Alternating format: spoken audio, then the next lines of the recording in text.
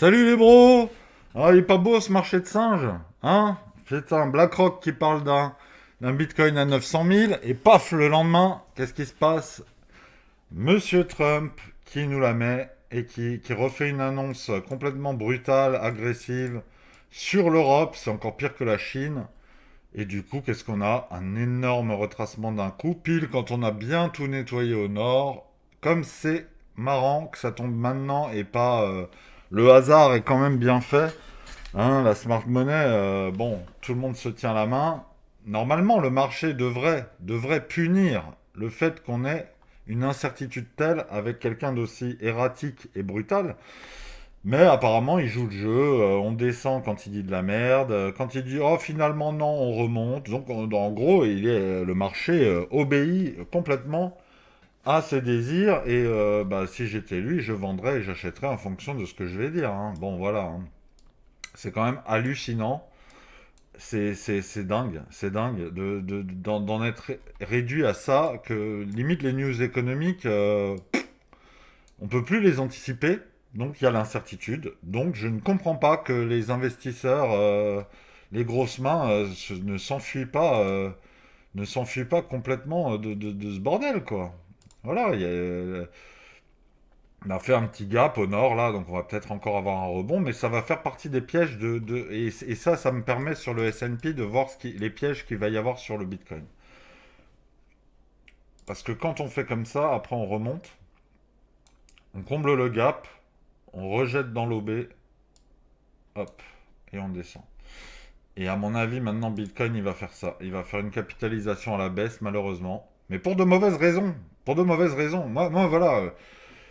Une baisse, ça me déplairait pas. Je vous l'ai dit, je suis en cash. Mais enfin, merde, quoi. Tu vois, sur ce genre d'événement, c'est juste insupportable. C'est insupportable. Sur un mauvais CPI, sur un mauvais PIB, sur une probable récession, on se dit, j'ai perdu de l'argent parce que j'ai pas su anticiper un pro... Mais qu'est-ce que tu voulais anticiper, la dinguerie d'hier? Les investisseurs devraient être frileux. Et surtout quand on est en top. Hein. Moi, je disais hier, ce serait pas déconnant de prendre 30% quand on est au sommet. Bah, t'imagines, déjà, t'as pris 30%.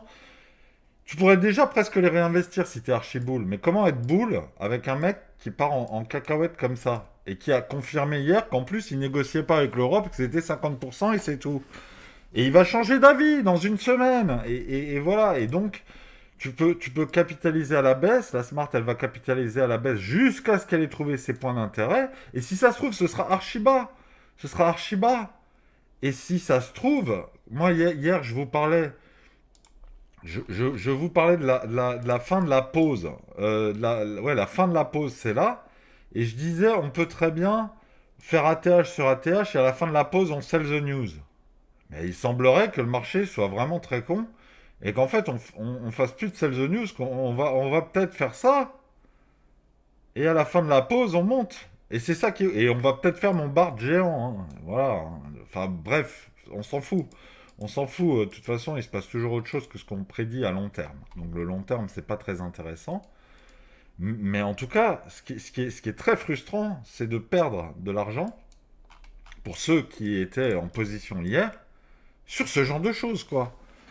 On avait des Black Swan, des trucs imprévus, des missiles qui partent et qui sont quand même montés en épingle par la Smart pour en rajouter des caisses et pour faire des cracks. Enfin là, c'est même plus il se cache, quoi. Maintenant, c'est bon. La coïncidence est trop belle. On a un setup de distri, on est au top. Il est temps de vendre. Bam, 50% à l'Europe. Pourquoi maintenant? Hein. Pourquoi un vendredi? Pourquoi un vendredi? On dirait qu'il y a le feu vert de Larry BlackRock, qui dit Bitcoin à 900 000, et le lendemain, Trump qui dit 50% à l'Europe. Donc, les gens, ah, 900 000, FOMO, FOMO, FOMO, et le lendemain, on vous vend à la gueule, et c'est insupportable. C'est insupportable. Voilà. Mais ça, voilà, ça sert à rien de le dire, puisque c'est comme ça depuis toujours. Mais ça fait du bien un peu de le dire, et cette irrationalité, elle gonfle. Voilà, moi je suis pas, j'ai raté le train, je suis en cash, je suis quand même pas pour que les gens perdent du fric, se fassent rect, et encore moins pour des conneries, ok? Moi, on allait à 150 000, ça m'allait très bien. Déjà pour les bros qui ont eu le flair d'acheter à 74. Maintenant, je leur suggérerais quand même de revoir leurs ambitions pour la première prise de profit à la baisse. Ça n'empêche pas, hein, vous pouvez croire que c'est un retracement. Moi, je vous le dis, on va avoir des gros pièges, hein. On va avoir des gros pièges et là, ça capitalise à moyen terme. Je dis même pas à court terme, hein. À moyen terme, ça va capitaliser à la baisse. Et je vous le dis, on va repasser sous les 100 000 assez vite, vu la nature de la news, ok? Les marchés là, ils vont pas aimer vraiment du tout. Et on est juste le week-end. Donc Nasdaq, S&P, voilà. Ce qui peut nous sauver pour l'avenir, c'est les gaps que ça va créer sur les tradis. C'est-à-dire que le S&P, il faut pas se leurrer, hein. Je le vois pas ouvrir à la hausse lundi, hein. Donc, techniquement, on peut ouvrir ici et on va refaire des gaps haussiers, mais on va combler les gaps baissiers. Et si on va à 5002 sur le S&P, j'aime autant vous dire que Bitcoin, il va pas aimer. Ce qui maintient encore un peu Bitcoin et qui fait que ça a été assez, somme toute, raisonnable, c'est le DXY, hein. Le DXY, le Dixie, comme on dit chez les jeunes, bah, il est toujours à la cave. Il est toujours à la cave. Et le rejet, ici, il a été massif, à 101 000, 102 000. 102, pardon. Donc il a été massif. Maintenant, imaginez que s'il avait fait ça, alors là, par contre, on était sous les 100 000 maintenant, hein. Ok? Donc, à prendre en compte que quand tu as des phénomènes comme ça, certes, c'est chiant, et certes, on peut se dire, Trump peut dire autre chose et on va remonter. La nature des mouvements, elle reste la même. C'est-à-dire que là, on a baissé très lentement, on est monté assez vite pour des cacahuètes, hein, c'était des conneries, hein. Tout ce on nous a mené par le bout du nez, hein. Et je pense que maintenant, on va pas faire un dip à 107 000. Ok? Il y a trop de merdier au sud. Les jaunes d'œufs, ils sont tous au sud. Les gens, ils ont longue comme des oufs. Tardivement. Donc voilà. Et là, on va piéger maintenant les shorts tardifs. C'est pour ça qu'on va faire des remontées avec rejet. Remontée, rejet, remontée, rejet, remontée, rejet, etc. Possiblement, si on le fait lentement, on aura plein de high. En attendant que l'autre zozo, ils reviennent et ils nous disent: oh non, finalement ça va, je fais pas. Le rap, on s'est entendu, c'est 0%. Hop, boum. Voilà, voilà, voilà. Et c'est vraiment pénible parce que on peut critiquer Biden et compagnie et tout, mais au moins on n'avait pas cette folie furieuse de se dire: est-ce que Biden va gâcher tout le setup et tout mon plan d'investissement? Et je trouve que les marchés sont pas assez punitifs par rapport à ça. Je trouve que les marchés ne punissent pas assez Trump et qu'en gros, il faudrait que les marchés coulent comme ils ont coulé ici, mais qu'ils se reprennent pas parce qu'il dit un autre truc. Il faut qu'ils lui disent: non, non, non, non, non, non, non, moi j'investis plus. J'investirai quand j'aurai la garantie que tu vas fermer ta grande gueule. Voilà, et ça ce serait bien. Ça ce serait bien. Qu'il agisse et tout, mais qui donne des plans et pas des menaces que 2, 3 jours après, il dit non, finalement non. Et qu'après, il dit non, mais vous allez jamais être aussi riche. Non, mais les marchés, ils ont rien compris. Et que le marché, il obéisse. Ça, c'est l'obéissance du marché, hein. Genre, il a dit ouais, pause, pause, pousse, pousse, ça descend trop. Et le marché, allez, on rachète, on rachète. C'est aberrant, c'est aberrant. Et là, en plus, comme par hasard, hein, comme par hasard, on arrive pile dans une zone de mitigation des derniers. On referme les derniers ordres en négatif et on peut recouler. C'est hallucinant, c'est hallucinant. Les altes, par contre, voilà, hein, cacahuète, hein. Grosse, grosse cacahuète, hein. 23 mai, hein. On a perdu, euh, on a perdu 20 milliards, hein. 20 milliards sur cette bonne nouvelle, hein. C'est quand même, à part des trucs comme AAV qui ont bien stabilisé, si vous l'aviez acheté à 264, bon bah vous êtes à 257 aujourd'hui, honnêtement ça va, hein. Vous avez acheté du RSR à presque 10 centimes, à 1 centime, aujourd'hui vous êtes à 86, hein. Et ça continue de baisser. Et il ira ici, hein, il ira à 82. Ce qui est un mouvement correct, mais on s'attendait à ce qu'ils prennent les liquidités là-haut. Donc on pouvait tabler sur du 1 centime et 0,6. Et en fait, voilà, l'investissement, il se fait ken, et t'es dans la sauce. Et plus t'as mis d'argent, plus tu perds. Et c'est catastrophique. T'as Peanut qui tient le coup quand même, mais bon, voilà, hein, setup de merde. Hein. Tu vois, et quand tu vois les liquidités là, salut, hein, salut. Hein. Il y a un order block ici, il est à combien? Il est à 21, hein, donc on est à 34. Hein. Si tu mets la maison sur Peanut, t'es mort. Hein. Link, c'est vraiment énervant.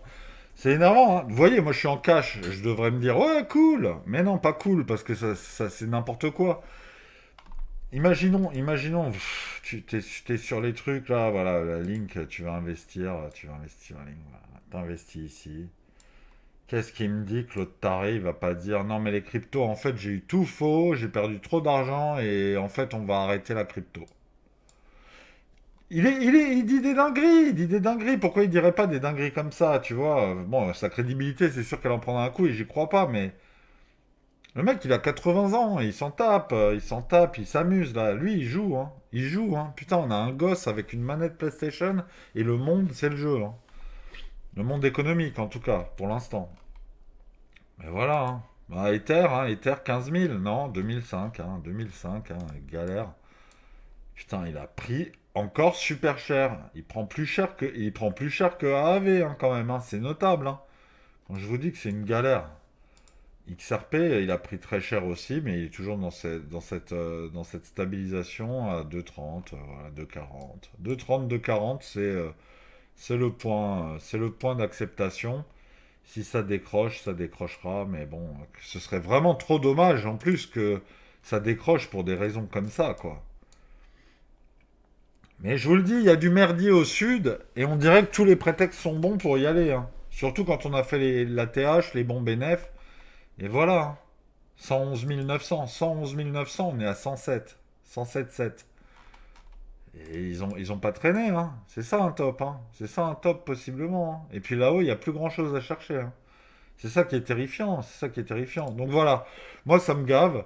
Sur le Telegram où je suis, il y a un mec qui a dit on est ni boule ni bear, on est kangourou. Bah, je trouve que ça résume très bien. On est kangourou, quoi. On est kangourou, on sait pas où on va, on sait pas comment on y va. Parce que là, je vous dis, on va capitaliser à la baisse.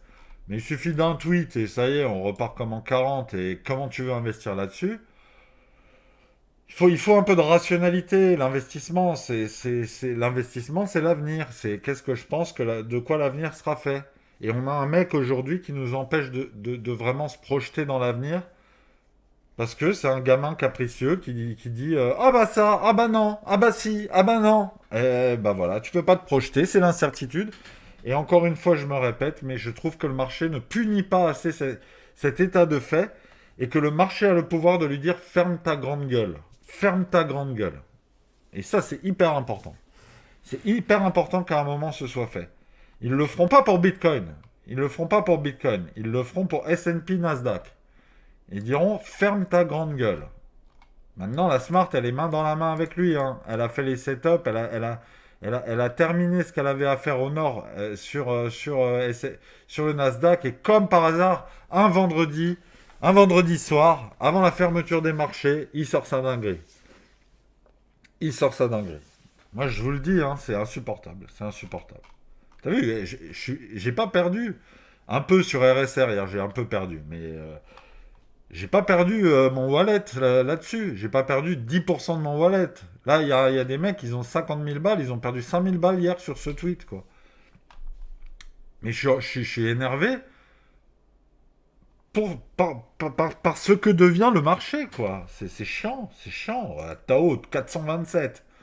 427, je disais, oh là là, et avec le dollar si bas, il devrait être à 600, il devrait chercher ses liquidités à 500, il n'y arrive pas, c'est pénible. Bam! Allez! 427. Tu crois acheter à un prix somme toute raisonnable, tu te projettes dans un avenir quand même. Voilà, comme tu veux, comme tu peux. Moi je price toujours la récession dans ma tête, donc j'achète pas. Mais les gens, c'était pas déraisonnable hier d'acheter et de se dire, bon, on va faire le break et on va au moins aller à 500. Et si je suis frileux, je coupe quand on fait la mitigation ici. Et puis on a quand même des liquidités à 586, donc à moyen terme, je peux investir dans Tao. Le temps de la reprise, de machin, Bitcoin il consolide, la dominance elle baisse un peu et on y arrive. Et on y arrive au moins là, au moins là. Au moins là, peut-être pas la TH, voilà, on se dit, mais non, on peut pas investir sereinement. On fait des setups dégueulasses et irrationnels, et c'est trop chiant, et c'est trop chiant. C'est trop chiant parce que voilà, pour comment je vais investir dans les prochains mois, faudra que beaucoup de choses aient été réglées et je pense que dans ces setups-là de dangerosité, d'incertitude, il faut vraiment chercher les prix les plus bas et être frileux comme moi, hein, vraiment, hein. Je pense que c'est pas déconnant d'être frileux là, hein. Parce que le rect, il peut être violent là, hein. Si on capitalise à la baisse, ça ira beaucoup plus vite que vous le pensez, hein. Dès lundi, hein, dès lundi. Maintenant, c'est le week-end. Donc, le week-end, qu'est-ce qu'on fait? Quand on veut baisser, qu'est-ce qu'on fait? On latéralise. On fait même une petite hausse pour chasser les shorts tardifs. Et le lundi, on continue. Comme ça, il n'y a pas de gap. Parce que BTC, les pros, ils sont arrêtés à 108 371. Ce qui ne veut pas dire 108 000 sur le perp, hein. On n'est pas forcément en retard, hein. Mais voilà, hein. Voilà, voilà. Voilà la daily. Voilà. Si on ouvre ici, c'est pas une mauvaise nouvelle, hein. On aura un gap au nord. Les gaps au nord, en général, on va les combler toujours, toujours, toujours, toujours. 9 sur 10, c'est aussi les baissiers, on va les. Des fois, on attend. Des fois, on attend les gaps baissiers, ça peut attendre. Mais on y va là, on y va au gap. On y va au gap. Mais ce week-end, on va latéraliser. On va essayer de jouer sur des fausses bonnes nouvelles. On va chercher de la contrepartie, on va monter, on va chasser les shorts, ça va faire du squeeze mécanique, et puis lundi, on coule, hein. Et malheureusement, hein, et peut-être que mardi, on explose parce que l'autre, il dit non, mais avec l'Europe, c'était bon, quoi. Voilà, et moi, je suis un peu perdu. Je suis un peu perdu avec ça. On fera le débrief lundi. Je fais pas de vidéo demain, parce que de toute façon, le marché, selon moi, va être inintéressant. Donc, sauf dinguerie, hein, sauf si aujourd'hui, évidemment, on se retrouve à 97 000, demain, je fais une vidéo, hein, évidemment. Mais si on latéralise comme attendu, comme moi je l'attends en tout cas, je fais pas de vidéo demain. On peut faire autre chose, honnêtement là c'est juste chiant. Si vous êtes en profit parce que vous avez acheté à 80 000, essayez peut-être d'arbitrer sur une hausse ici. Essayez de voir, en tout cas d'y réfléchir, hein, pas de faire ce que je vous dis, évidemment, hein, puisque je vous dis de rien faire d'ailleurs. Mais d'y penser très fort, très très fort. Parce que si vous avez acheté à 94 000 et que dans 6 jours on y est, vous aurez les boules internationales de jamais avoir pris même 30%.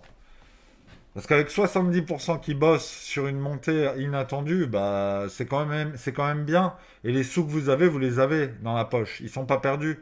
Prendre des profits, c'est pas perdre de l'argent parce que ça monte derrière. C'est protéger si ça baisse aussi. Il faut pas envisager que les hausses, il faut aussi envisager les baisses. Et là, je peux vous dire que vraiment, ok, je suis bear, machin. On peut penser que je suis perma-bear, je le suis pas du tout, hein. Je le suis pas du tout, hein.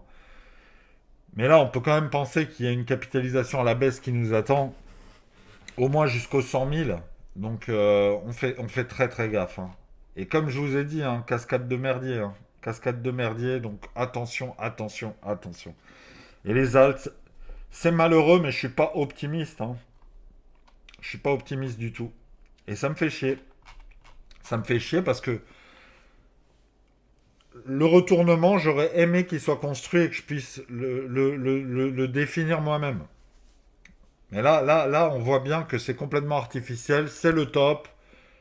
Vas-y, vas-y, GG, dis une connerie. Il dit la connerie et ça permet de flush d'un coup et c'est pas construit et c'est pas rationnel et voilà, c'est juste des menaces et c'est juste de la manipulation de marché grossière. Le marché a toujours été manipulé, mais là c'est vulgaire, c'est grossier et ça me déplaît fortement. Voilà les bros, bah, je vous souhaite une bonne journée. Si vous avez eu des pertes, j'en suis vraiment désolé. Je peux pas vous vendre de l'optimisme, malheureusement. Et d'ailleurs, vous vendre du gros pessimisme non plus. On est dans l'incertitude totale. On est à la merci d'un mec et de ce qu'il décide et de ce qu'il dit. Et à mon avis, les mains dans la main avec BlackRock et compagnie. Et ça fait chier parce que quand tu dis ça alors que c'est vraiment obvious, vulgaire et grossier, eh ben, il y aura toujours des gens pour te dire que t'es complotiste, alors que c'est juste, bah, c'est écrit, hein. BlackRock, la veille, il disait Bitcoin à 900 000, hein. Signal de top, hein. Mais que la smart money s'exprime maintenant publiquement à travers son PDG pour manipuler les gens et leur dire d'acheter alors qu'ils vont vendre, c'est vraiment de la filouterie, quoi. C'est de la filouterie. Voilà. Je vous souhaite une très bonne journée, les bros, un très bon week-end. À demain s'il y a eu des dingueries, à lundi si ça latéralise et qu'il n'y a pas de dinguerie. Salut!